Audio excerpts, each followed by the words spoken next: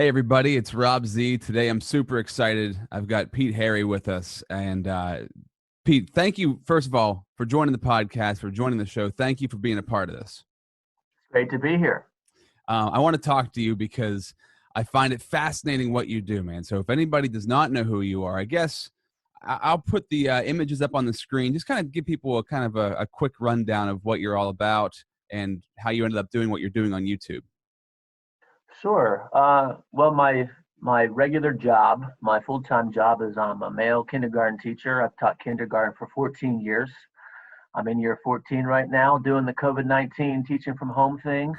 So this is unlike any school year I've ever had. But I bet.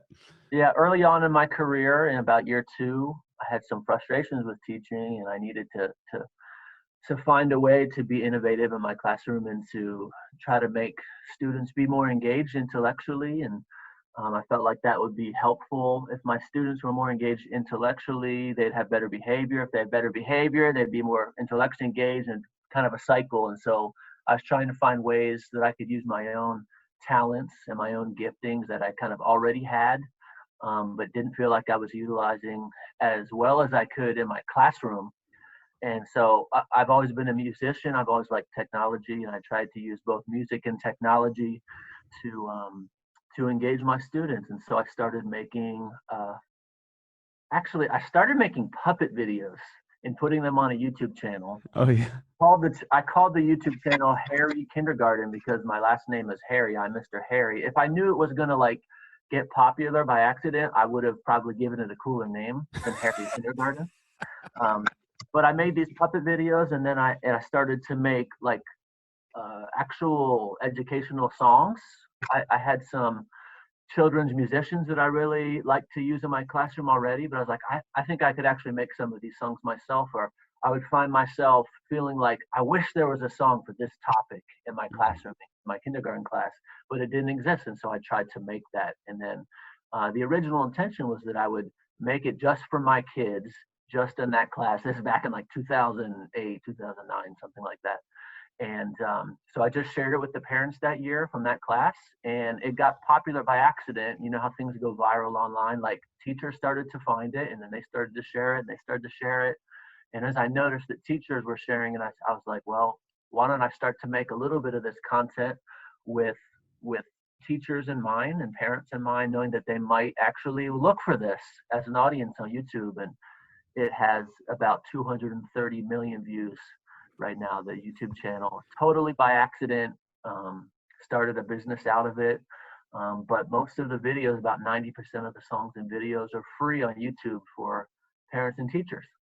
It's so cool, man. I love the fact, that you said you started doing it for fun. You started doing it because it wasn't out there, and you just wanted to create that because you love teaching and you love helping kids. So you just created. I think anything that's great comes from that. Anything that's great comes from the fact that you saw a need. It was something you were passionate about. You wanted to help somebody, and it wasn't out there, so you created it. You just did it because that's what you wanted to do, and that's what you felt like was the right thing to do. And organically it grows. I think that's the best way to have anything grow. That's such a cool story. And I'm just going to share back again the screen real quick so people can see as I'm talking about it. Harry's Kindergarten Music, if you want to find it, right now at 224,000 followers. Pretty insane. Congratulations on that. And you said like, how many views total? It hovers around 230 million for the channel. And you can see right here, like this one, if you were a kid, dance around, 27 million views, like absolutely crazy. And that just means like every kindergarten class or any, it could be kindergarten, whatever grade throughout the country, maybe throughout the world, they're watching these videos. Yeah, definitely. How cool is that? And in fact, if you go into YouTube, like if you're a teacher or a parent and you're looking for a video that's educational about a certain concept that is done in kindergarten, and I kind of market it to pre-K through second grade, but really I make the content for my own kindergarten classroom. So that's kind of the target audience. Yeah. If I was to really narrow it down, like if I'm a parent or a teacher of a kindergartner or a K through 2 student, and I look up any topic that you do in that level, like my videos are some of the first ones that would pop up on YouTube because honestly, there's a lot of content out there in that genre that is free, but it's kind of low quality. And then the opposite is true as well. There's a lot of content you have to pay for as a parent or a teacher. Yeah. And then the quality is good. And so I feel like I'm kind of offering something that's a happy medium between those two, where it's good quality content, but it's most of it, like 90% of the stuff is free. Amazing, man. And you also have a website too. So harrykindergartenmusic.com is the website. But like you said, all of your free content is here on the YouTube page if they want to follow Harry Kindergarten Music. But if you're watching this and you have kids, or you're a teacher or whatever, you already know about Harry Kindergarten Music. And I'll tell you what, man, after I found out about you, my son's 5 years old. He's in kindergarten. Well, quarantine kindergarten right now, I guess. Quarantina garden, if you want to call it that. But we play your videos every day now. He loves them. And great, appreciate that. The coolest part of it is, like, it's amazing to me that, like, you're like a celebrity in the teaching world, right? That's such a cool part that I guess I never thought about. Like, of course, you're putting up these videos to help kids learn, but the fact that you've now become like a go-to kind of person as far as kindergarten classes go across the nation. Is that right? Like, people, you do speaking engagements, that sort of thing, and that's all kind of branched out of this. Yeah, I've kind of been afforded the opportunity to start speaking at kindergarten teacher conferences. If you didn't know that's a thing, that's a thing. It's kind of its own subculture. There's a company called SDE, Staff Development for Educators, and I've started to speak at a lot of their conferences. They do many, many, many state kindergarten conferences, the same ones that I used to attend just as a kindergarten teacher. In fact, early on in my career, when I feel like I was struggling, before I had made this YouTube page, I was attending their conferences, and they're amazing conferences. And just because the page has gotten popular, I start to have people from conferences like that and companies like that reach out, say, hey, can you come talk about music or about technology or about music and movement? And so I don't know how many states it's been, but probably in the teens, like maybe 16, 17 states, like, be able to go and to speak at those places. And it's funny because I'm a pretty low key guy. Like, I'm like at a staff meeting at school, I'm probably not the first to speak out or be outspoken, but Right. like I walked into the National Kindergarten Teachers Conference in Las Vegas, and people were just like, oh my gosh, it's Harry Kindergarten, like I was Elvis. So for a pretty low key person, it's a weird, in fact, it's kind of a weird dynamic to try to like market it.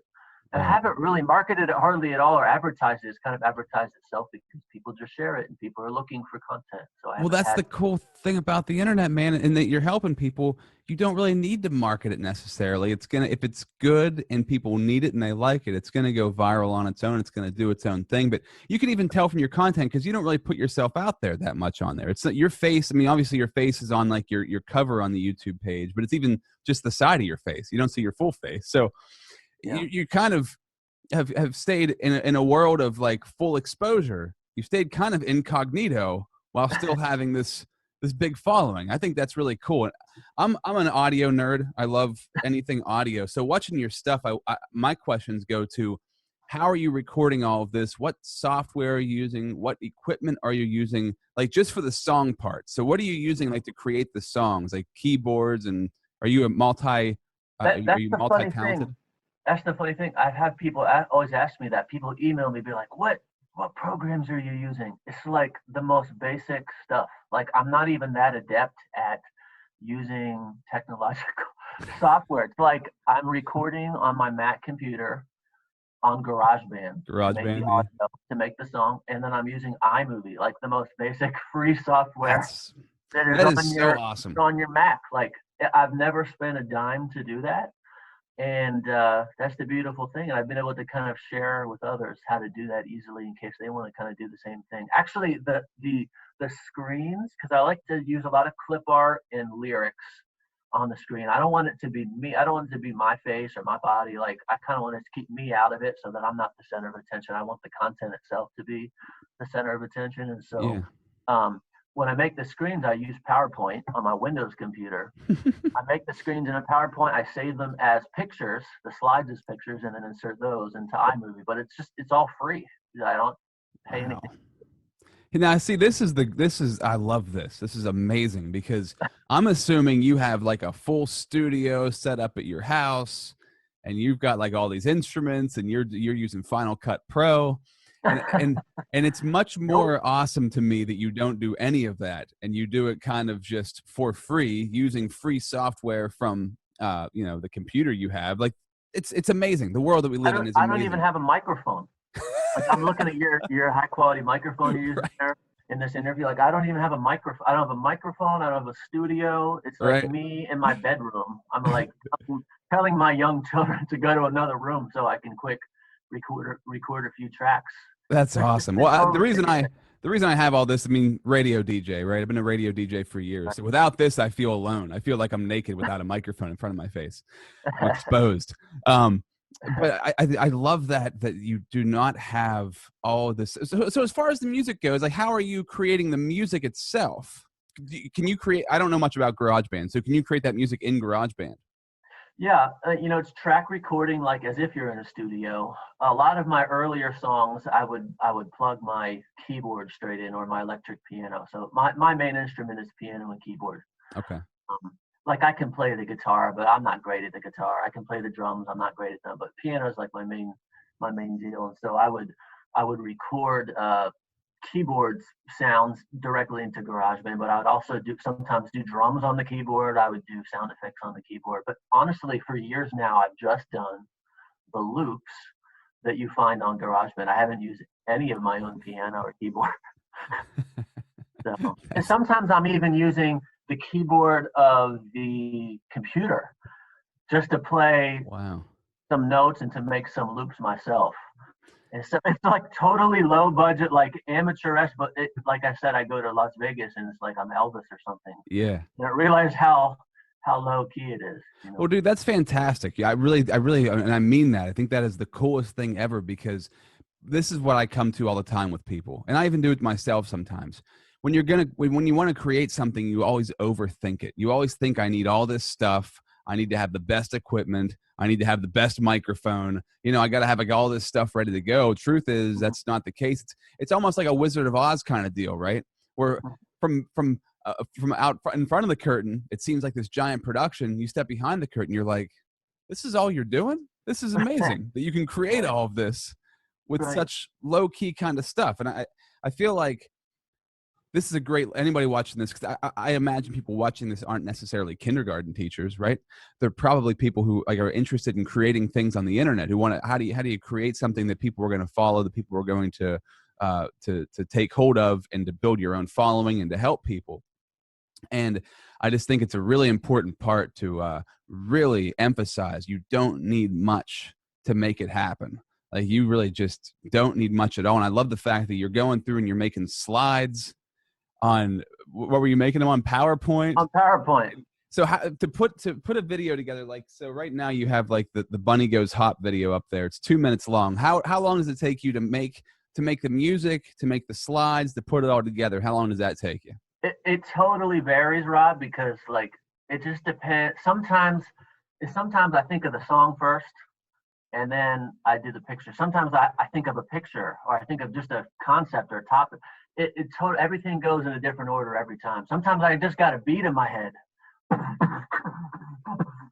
I'm thinking of a beatbox beat, and then it's going in that, or like it's always different. And sometimes it comes right away, or sometimes I have the idea and it takes me like 3 weeks to get it done, and then other times I didn't have any idea and I do it in one day. Just like any musical process, right? It seems to be, you listen to musicians say that sometimes a song, it'll just come to them like that. They'll knock it out and that's it. And then sometimes it'll take long to put it all together. So it depends really for you how long it takes. Yeah. I think that this needs to be driven home, the fact that you live in a small town, right? And you're not too far from me. I'm in Altoona, Pennsylvania. You're in Bellwood, Pennsylvania. So if anybody local is watching this, how cool is that? Number one, that you can do this from your house in a small town. And if you're in a big city, because I think a lot of people have this mindset, oh, I need to live in New York. I need to live in LA. That's how it was if you wanted to be in TV or movies. But now with YouTube, no, forget it. You can live anywhere. You can live in a hole in the ground as long as you have internet connection. In fact, I'll mention that. That's funny that you say that, because I have some friends that live in Nashville, and they're always like, Pete, I have buddies in Nashville who are like trying to get found and trying to get views and trying to get whatever, notoriety and attention. And really, I think my story is the total opposite of that. I'm not looking for attention. I'm just trying to like help people. And Mm. I think that that's why it's organically gotten popular, because I found a niche. I wasn't trying to get attention or to get views or to get whatever, I'm not trying to get I've never said follow my thing and subscribe to my videos. Right. I just put it out there and people want it because it helps a perceived need. And so can I mention something else? Yeah. This is important to me as a parent, and a teacher, but like, okay, so I have my own kids at home, ages 5 and 8, and they want to go online sometimes, right? Like I try to limit screen time, but there's times, especially in the quarantine, like when Yeah. they're going to be online, right? They're going to be on YouTube or whatever. And so I want to know that if they go on YouTube, whatever they're searching for is not what I would call brain mush. Mm. I always use that phrase because, like, I think of channels where there's for kids, where kids are opening up surprise eggs, or kids are watching other kids play with toys, or opening up. It's all these unboxing things. It's like videos of kids unboxing toys and then looking at them. It's like, why are kids watching that? Yeah. And so I'm trying to market my content on Harry Kindergarten on YouTube as being the opposite of that. It's the opposite of brain mush. It's all engaging. It's all growing your brain, not making brain mush. And so I want to know that if someone goes on my site, if a parent goes on my site, if a teacher goes on my site, they're never going to be like, oh man, I don't know. Maybe if I click on one of his songs, it's going to be something I don't want my child to see. Like, it's all educational. How awesome is that, dude? I love that because you're so right. And it's like you said, during the quarantine, it's tough because like my son Max has YouTube Kids, like the app. So it's all kids stuff on YouTube Kids, but a lot of that stuff is unboxing, playing with toys. There's a lot of junk. It's a lot of and I was just talking to him about this yesterday because he doesn't, when you say the word education to him, he's like, oh, like I have to learn now. Like he starts to roll his eyes. And I was like, well, you got to think about the idea that you're watching. So what are you learning from watching a kid open toys and play with them? I mean, honestly, and this is, I love action figures. I love toys. I'm like a kid myself still. So I actually like watching them open the toys up, which is ridiculous. But so I kind of enjoy it myself. But I know that there's no value in that. And also it's just going to make you want more stuff that you don't have. Right. Right. And that's dangerous because it's an unfulfilling, unsatisfying prophecy. You're never going to reach the end of that. You're always going to want more. You're never going to be satisfied. So I love the fact that you're putting out stuff and you're sending out that message that you're just trying to put good information out there. And Can I mention something there, Rob? Yeah. Just off of what you just said, I haven't really mentioned the content of my videos in terms of the actual topics and stuff. Like I have every topic in terms of like early childhood learning, math, reading, writing, science, all the classics, right? But I also have a lot of character education songs. I think that's important to mention too, because that would go against the opposite of kind of these brain mush videos where it's just like, especially when you mention like kind of consumeristic videos where it's just causing children to want to just buy more and beg their parents for more stuff and more possessions. Like a lot of my character education songs have to do with character words like humility, perseverance. Yeah, I saw the ones on here, all about responsibility, all about perseverance. Like that's so cool that you're teaching kids that, because where else are you going to get stuff like that? Right. And that's just the same thing I'm teaching in my classroom is those character words. I mean, when you're in kindergarten, when you're in the early years of elementary school, you're not just learning your ABCs and your 1, 2, 3s. You're learning how to be a good person, how to be kind to others, and how to not be so self-centered, right? And when kids are just watching all this brainwash stuff, then it's like, there's the possibility they're going to end up and just be adults that do whatever, like, are just kind of self-absorbed. And so I'm trying to put out content where it's the opposite of that. So with your own kids, I'm curious, like how much do you monitor and restrict screen time for them, especially right now with quarantine going on, or, people watch this past the COVID quarantine era.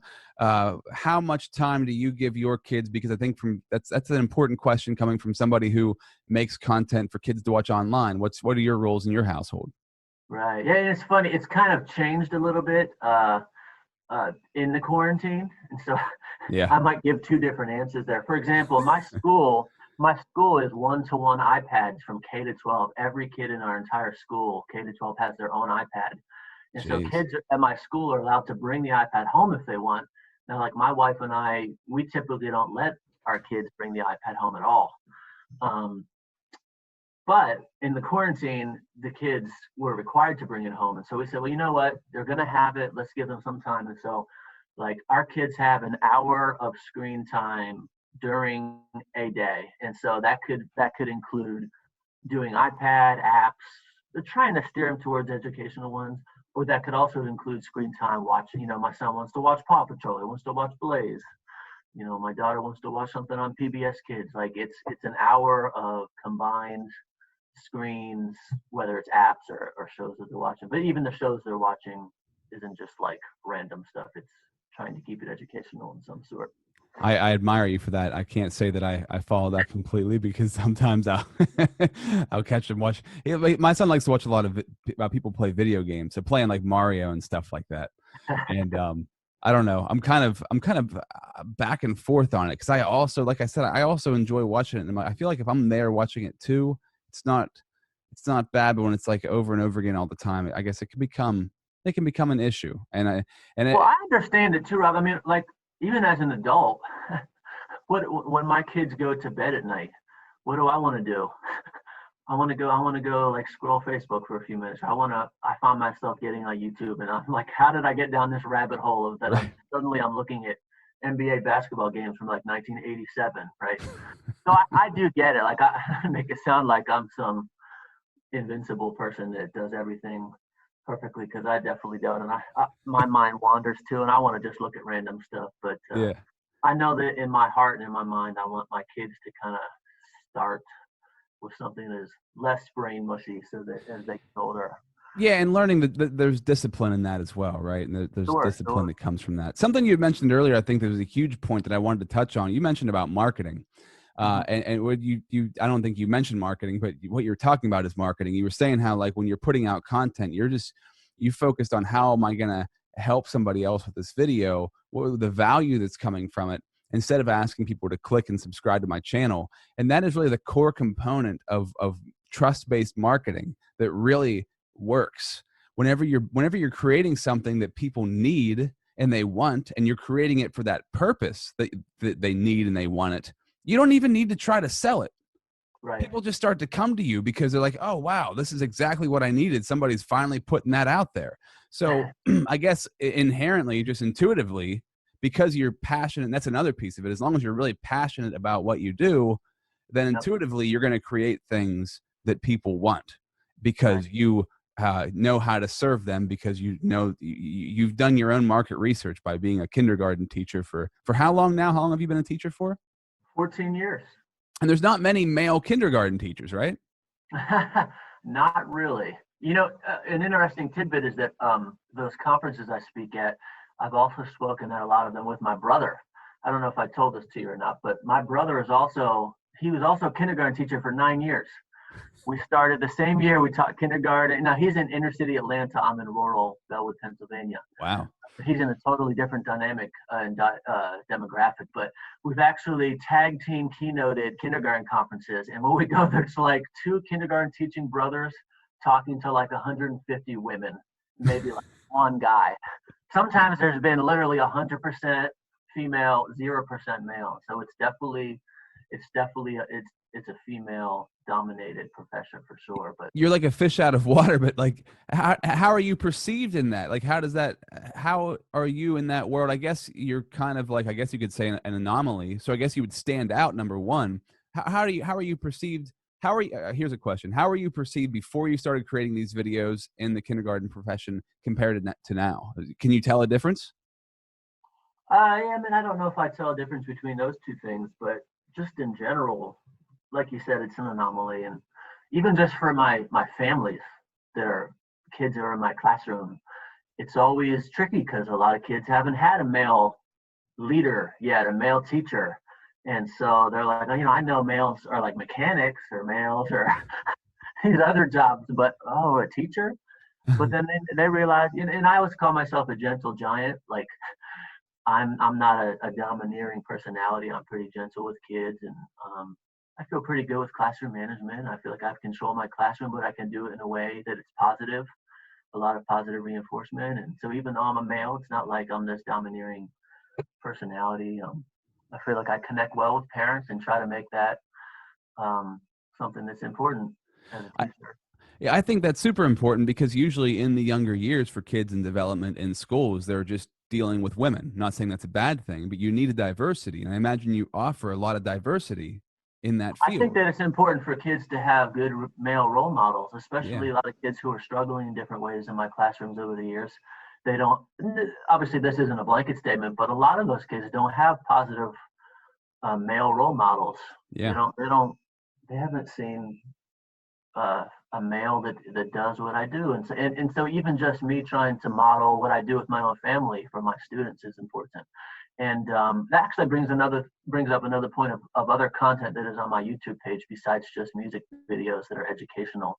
I also have videos that I would call them they're in the vein of like mini documentaries, and a lot of them include me with my own family. So it's like me going to the pumpkin patch with my family, or it's Oh, me planting apple trees in our backyard and watching the plant life cycle. It's me talking about recycling in my house, and they all include me with my family. And so kids are able to see me as Mr. Harry, the teacher, but also Mr. Harry, the dad that has a real family. And and look, we're in our house and we're learning about these things right now, the same things we're learning about in class. boy, man, that is super important. That's huge because like you said, if a kid does not have a strong male role model in their life, they can kind of look to you and your family as to how it could be done, how it should be done, right? As an example. And then you also get to hold, or I guess have to hold yourself to a certain example because you're kind of out there being the face of all of that. That's huge for Sure. you, huge for your. There's a great book by Jim Collins called Good to Great, and it's about like how good businesses become great businesses. They always talk about the win-wins. How many wins can you create? And the more wins you can create, the bigger something is, the more successful it is. So you're helping the students win. You're Mhm. helping the teachers win. You're winning. Your family's winning as well. It's like everybody's benefiting from this. Right. Absolutely. Um, another piece I was really interested in where your inspiration for being a teacher yourself, because I love working with kids. I love working with teenagers the whole way down the line. I always feel a strong connection, and I wonder where that comes from for you. Because I don't want to make this a blanket statement, but a lot of teachers, I shouldn't say a lot, but some teachers have checked out, or they've been in the profession and they've been jaded by it. Depending on the situation, there's many different situations and different levels of that. But for you, where does the passion come from for teaching? How did you get into it? And your brother too, like that must have been something in your family. How did that all happen? Yeah. Um, well, I think we all have certain teachers over our lifetime as a student, like K to 12 or even college. But I'm thinking in the early years of my own schooling as a student, we all have teachers who were meaningful to us and were memorable to us that we really liked or enjoyed or learned a lot from or were inspired by. And so I can certainly think of more than just one, but I'll think of one in particular. When I was in fifth grade, I had a teacher who was actually a long-term sub. It wasn't even the actual teacher that year was also a wonderful teacher, but it was the long-term sub that year when I was in fifth grade back in 1993, Camp Hill, Pennsylvania. And I just felt like, even as a fifth grader, I knew this lady was going over the top. Like I knew that she was doing more. She's going the extra mile, and I felt that as an 11-year-old. And so as I was coming out of high school, I was like, man, I remember that inspiration she gave me, and I wanted to be that for kids. I've also had a lot of mentors in my life. Now, this isn't necessarily teaching, but just in general in my life, I've had tons of people who are older than me who invested themselves into me. I've had a lot of people in my church, pastors, youth pastors, had people from my college years who were like I can think of even from my high school to college years, I can think of a mentor that I had because my own parents' age that would like he's like big up in a company, right? and he's this big important person that runs this company. He's like calling me from California, like, Pete, how are you doing? Checking in with me. I had so many mentors like that. And so I think the combination of being inspired by teachers and having a lot of mentors that like really cared about me as a person relationally and not patronizingly, like they really cared about me, has caused me to want to go into this profession. As far as mentors go, because I mean that's something that not a lot of people talk about, but is one of the most important aspects, and that's something that it's like never brought up in schools either. That's one of the most important things. Did you search out? I mean, obviously at a younger age, you probably didn't seek out the mentors; they kind of came to you. But how did they end up in your life? Because I think that especially at a younger age, that's something that I wish I would have had more of, and I'm sure lots of people wish they would have had more of. How did that happen for you? Yeah, yeah. I think a lot of it is church life I grew up in. Mm. I grew up in the church, and my parents always emphasized faith as a really big, important thing in our life. Faith in God, and I feel like just by being at church, by being at Sunday school, by being in youth group, especially youth group was like so many. There was college students from Messiah College that volunteered as youth leaders at my church, and I'm talking they were like quality people too. Like they were like just really quality human beings. Youth pastors that I had, campus ministers as I was going through college. I also, in hindsight now, my parents, well, I should say even just my parents, I've had great parents who really care about me. They've been at every sporting event. They've come to every musical thing I've ever done, right? Even now as a grown adult, they come to everything. They come to all of my kids' things. Like they've always been present. Do they watch all of your YouTube videos? Yes, they share all of my YouTube videos. Thanks, Mom. But they've always been very present parents, like present in the moment, and they've always been there. And I know for a fact that many kids in my class over the years, over 14 years, many kids have parents who are absent, whether literally or figuratively. And so Hmm. I'm coming from a background where I've had very present mentors and parents, and so I want to be what those people were for me to these kids. And so, that even goes into like some of my philosophies of coming into a school year. Like I do home visits in the summertime. I'm literally in almost every kid's living room in the Wow. summer with them, like meeting parents and meeting the students before the school year starts. Is Because that required for kindergarten? Is that something you just do on your own? it's not. The spring before the school year, we have kindergarten registration, and we get to meet kids there. But then once we've kind of formulated the classes and I know my roster for the following year, I'll make contacts in the summertime.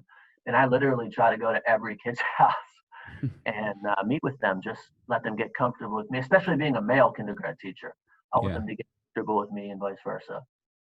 Is that so? I'm curious because, like I said, my son's in kindergarten. Like, you should have some sort of like out of school mentoring kind of thing. I don't. I'm just thinking off the top of my head. I'm trying to think for my own son's benefit because it seems like it'd be great to learn from somebody who teaches kindergarten, who's in the position you are, because there's not.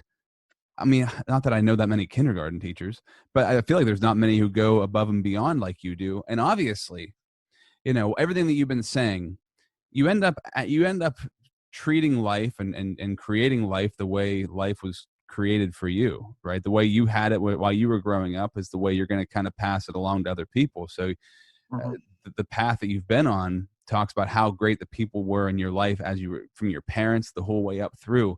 And I think when I was very curious about how you were finding those mentors when you were so young, and it makes sense that you were in a church kind of setting. And if you're not in that kind of setting, where else do you have like a community of good people who come together, who can help each other, right? So if somebody, I'm just going to throw this out, like if somebody doesn't go to a church, maybe they should start finding one to go to, or are there other places they can go to find those sorts of people? I don't know if you know that answer or not, but Well, obviously and I church. think other mentors of mine besides my life growing up in the churches is also at school. I think I've had a lot of teachers themselves who have been mentors. And you know what else? I grew up in Camp Hill, Pennsylvania, which is a smaller town, relatively speaking. And a lot of those teachers that I grew up with lived in Camp Hill. And so, like, I'm teaching in Bellwood, Pennsylvania, and I live in Bellwood, Pennsylvania. And so I like that the kids that I teach, and like my first kindergartners are freshmen in college right now. So I've like run the gamut of kids. It's so crazy because I don't look that old. Wow. But like I know, I basically, even if I didn't teach kids in my class, I know pretty much all the kids K through 12 in my town where I live. So if I go, like I like running, I'm exercising every day. So I go out running, I see kids, and I want them to see me with my kids at the playground. Like I just want to be an example. I'm not trying to be a hot shot or anything. I'm just like humbly saying, here's me at the playground with my kids. I just want to spend Right. time with them. And, hey, it's good to see you guys from school, outside of school. Hey, that's cool to see you're out here fishing or you're out here riding your bike. Just to be encouraging to them and to in a sense be a mentor to them, even if I wasn't their teacher. Just that they see the example of a positive male role model with his family, just trying to do life. Yeah, sometimes it's not even the fact that you're there actually directly mentoring, but you can just be just by viewing what you do and how you live. That can be a mentorship in itself, just to be that example of like, okay, meeting somebody who's always on the same level, who's never like you never meet them or you never run into them once and they're in a horrible mood. Another time they're in a great mood, like always steady, always like that same person. And I think some kids never get to see that in their home life. So it's huge to have somebody they can see that. And that's awesome, man. I really admire that. I really admire that you do that, because that's very lacking in our society now. You know, the world that we're living in lacks that tremendously. And it's really, really cool. So just from a parent myself and Yeah. from somebody who just loves to help kids, like it's so cool to hear you say those And sorts I'm of not things. perfect either, though. I mean, I think that's Yeah, important to point out. Like, I'm not trying to raise myself up as like I have tons of flaws, and I guess that's actually the point. that's And a I've good written thing. songs for my YouTube page about, like I said, about humility and about all these character words. Like, I mess up all the time, and I want my students to know that I make mistakes. Adults make mistakes. I'm a dad, and dads make mistakes. Sometimes I think kids need to see that we're willing to own up to the fact that we're not perfect and that we don't do everything great and that we have to work hard. Growth mindset is a big thing that's in schools right now. Like the more you practice, the better you get. Mm. Phrases like some things are hard before they become easy. I think they need to see that me as a teacher and as a dad that like I struggle with stuff. I'm not perfect at things, but I'm going to work hard and do my best. Right. Yeah. Try and make the best of things. So cool, man. I love it. Before we wrap this up, I'm curious about making money on YouTube as well, because I think a lot of people are interested in that. When did you start seeing an income come in from YouTube? And you know, you're at what did I say the number was? 224,000 subscribers. So for somebody, and this is me personally, because I think I've built followings on other platforms. YouTube is my next one that I'm kind of going after. Mm-hmm. And I'm just curious, like, what is that like, that scalability of creating content? When do you start seeing some money roll in? And then when does it turn into something that's like really tangible? Yeah, I didn't make any money at all for the first like 4 years. I literally would have I'd have teachers emailing me on my personal email, being like, "Can you send me that video? Can you send me that video? Can you send me that song?" Like, I didn't make a single dime. Again, because I'm not making it to make money. I'm To make making it money, yeah. for people, right? Um, but I'd say I think it was like 2013. I signed up with Google AdSense, and so I always tell people when you go on and you see skip ad or skip ads or that ad comes on at the beginning, you know, I'm getting a few cents for one of those, Hmm. but you get enough views and it adds up, right? Um, Unfortunately, there's been a lot of regulations in the new year for specifically for YouTube channels that target kids as their audience, which of course would be my channel because it's meant for children. That you can't have certain stipulations on your channel anymore because of some lawsuit things that have happened with YouTube. Which is a And good thing. We were talking about that off camera, but that's a good thing because they've actually cracked down to make sure that you're not using kids to make money, basically, right? And right, you're not right, marketing the wrong things to them. right. So because of some of those things, I actually can't make as much money now off of YouTube. But you But weren't trying to again, make money in the first place, so it's okay. right, I didn't do it to make money. I didn't make it to be found or to have anything point to me. I've done it to try to be outward, not inward. And so it's anything that's been beneficial in terms of monetary gains is extra. Yeah. It's allowed my wife to not have to work full time, which I'm extremely appreciative, and it's helped my family life because of that. So I would never deny that, but I'm not doing it because it makes money. I'm doing it because I'm passionate about it and I want to help people. That's the key, man. If you're passionate about it and you want to help people, because you're doing God's work, right? That's kind of what you're doing. You're adding value. You're helping people's lives, and that's what it's all about. You're serving them. So that's the most important piece of all of this. So I think if anybody can take anything away from that, if you're trying to create content because you want people to look at what you're doing, you're number one. That's going to take a long time. You're going to struggle. Number two, you're not doing it for the right reasons. And I think when you do it for the right reasons, like the way your story is exactly what you hear from anybody say on YouTube or anything that they've made money on, is like, I just did it because I wanted to, and then it ended up turning into something. You Right. know, that's when it's successful, and that's when you're really satisfied. And that's when it doesn't feel like work. I imagine. Does this ever end up feeling like work to you, or is it always fun? Oh, well, I think the hardest element is just trying to balance time management in life, just with my family. There's times where I go really hardcore into it, like uh, this beginning of this last school year, I started to branch out from YouTube onto Facebook and started putting videos directly onto Facebook. I'm like, this is going to be my next venture, and I'm going to just really do this a lot. And it's funny, like I got to January, I'm like, man, it's hard. It's Yeah. hard because I have a family, right? And like Harry Kindergarten is kind of my secondary or tertiary thing. It's not my first. My first thing is like my own family. And it's hard to balance it for sure. Do you think you'll ever drop teaching and go straight to YouTube? Or obviously teaching is your passion. So where do you sit with that? Yeah, I mean, I thought about what it would look like to even take a sabbatical. Um, what if I took a sabbatical and just did nothing except Harry Kindergarten YouTube stuff for a year and then came back? But it's tough because ultimately, my biggest passion is investing into the kids themselves. That's why I think this quarantine thing has been difficult for me because I'm not an online teacher. I'm not a homeschooler per se. Hmm. I don't have anything against homeschooling or cyber schooling, but that's not my day job. My real job is a public school teacher where I see kids face to face, and um, it's been hard because that's my passion is building not just teaching but building relationships. Yeah, man. I imagine for what you do and that connection for school teachers, especially just to have a connection, because half of teaching somebody is being able to connect to them. So not being able Mhm. to be there is probably very difficult. But listen, I don't want to take up any more of your time, but I love what you're doing. I love it. I love the fact that you're, just like the next town over from me, and that you're crushing it on YouTube, that you're super passionate about what you do. You've got a super great purpose behind it. I love it, man. Is there anything else you want to say before we wrap this up? Anything else you want to throw in that we haven't talked about?